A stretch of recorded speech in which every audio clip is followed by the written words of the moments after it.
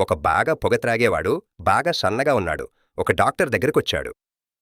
Sir, నేను అలవాటుగా పొగ త్రాగేవాడిని. రోజుకు 20 కింగ్ సైజ్ సిగరెట్లు తాగుతాను. పొగ త్రాగడం మానేయడానికి ఎన్నో మార్గాలు ప్రయత్నించాను.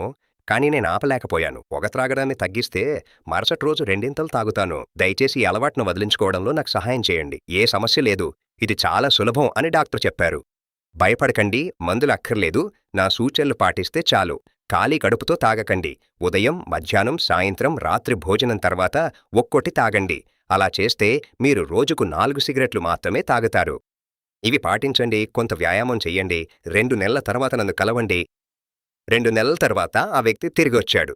అతను బిగుతుగా ఉన్న షర్ట్, ట్రౌజర్స్ వేసుకున్నాడు. స్పష్టంగా బరువు పెరిగినట్టు కనిపించాడు. అద్భుతం! చాలా మంచి అభివృద్ధి. నా సూచనలను పాటించే రోగులు నాకు చాలా ఇష్టం. అయితే ఈ మధ్య మీరు ఎంతమంది సిగరెట్లు తాగుతున్నారు? ఆ పొగ త్రాగేవాడు సమాధానంగా, చాలా సింపుల్గా, అదే 20 సిగరెట్లు సర్ అన్నాడు. ఎందుకు? ఎలా సాధ్యమైంది? డాక్టర్ అయోమయంగా అడిగాడు. కానీ మీరు చాలా బావున్నట్టు, ఆరోగ్యంగా కనిపిస్తున్నారు. అది ఎలా సాధ్యమైంది? నేను మీ సూచనలను పాటించాను. నేనెప్పుడూ ఖాళీ కడుపుతో పొగ త్రాగలేదు. అందుకే ఇప్పుడు రోజుకి 20 సార్లు తింటున్నాను పొగ త్రాగడానికి. డాక్టర్ కొంతసేపు నోరు తెరిచి ఆశ్చర్యంగా చూస్తూ ఉండిపోయాడు. చివరికి అతను తేరుకుని, నువ్వలా అర్థం చేసుకున్నావా అన్నాడు. పొగ త్రాగేవాడు, సార్, ఇప్పుడు నాకు టైట్ ప్యాంట్ సిండ్రోమ్ వచ్చింది అన్నాడు. దానికేదైనా మందు లేదా? సలహా ఇవ్వండి ప్లీజ్. తన జుట్టు పట్టుకుని డాక్టర్ పోరా అని అరవడం మొదలుపెట్టాను. నాకేదీ లేదు.